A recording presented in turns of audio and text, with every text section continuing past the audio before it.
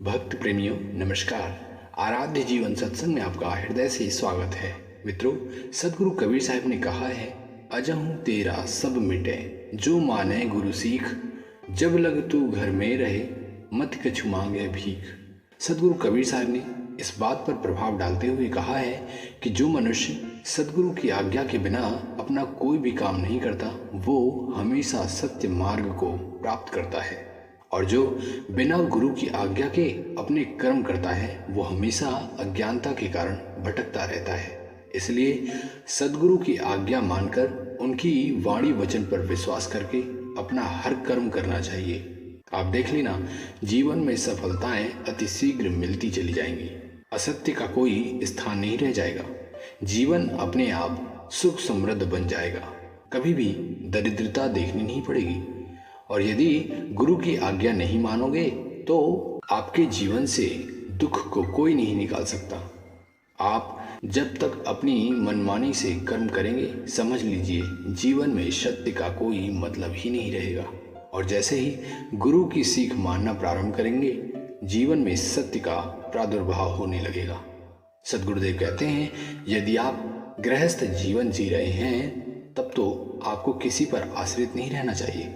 अपने परिवार का पेट भरने के साथ साथ जरूरतमंदों की सहायता करनी चाहिए। मित्रों, गृहस्थ जीवन हो या न हो, जब हर कार्य करने का सामर्थ्य है तो किसी और पर आश्रित रहना अपराध है। दुनिया भर में निकम्मे लोग कर्म से ज़्यादा हराम का खाना खाते हैं और व्यर्थ का काम करते हैं। इसका कारण है सद्गुरु के ज्ञान का अभाव। और ऐसा तभी होता है जब मन सत्य जानने के बजाय असत्य मार्ग में चलने लगे, तो हमेशा मन में असत्य के सिवाय कुछ नहीं रहता। जानते हो, थक कर व्यक्ति को सत्य के प्रति निष्ठा रखनी पड़ती है। इसीलिए तो सद्गुरुदेव ने कहा है, अन्न राते सुख सोना राते नींद न आए, जो जल छूटी माछरी तरफत रैन बिहाय। अर्थात जो सत्संग सुख का आनंद लिए बिना सोते हैं उनके रातों की नींद उड़ जाती है। उन्हें कभी भी सत्य का ज्ञान नहीं हो पाता, और सत्य का ज्ञान न होने से उन्हें अपने जीवन में शांति महसूस नहीं होती। और जिस व्यक्ति को शांति महसूस नहीं होती उसे लाखों करोड़ों की उपलब्धि क्यों न हो जाए। सत्य के बिना सब कुछ बेकार है। मानव सत्य के बिना मछली की भांति तड़पता रहता है।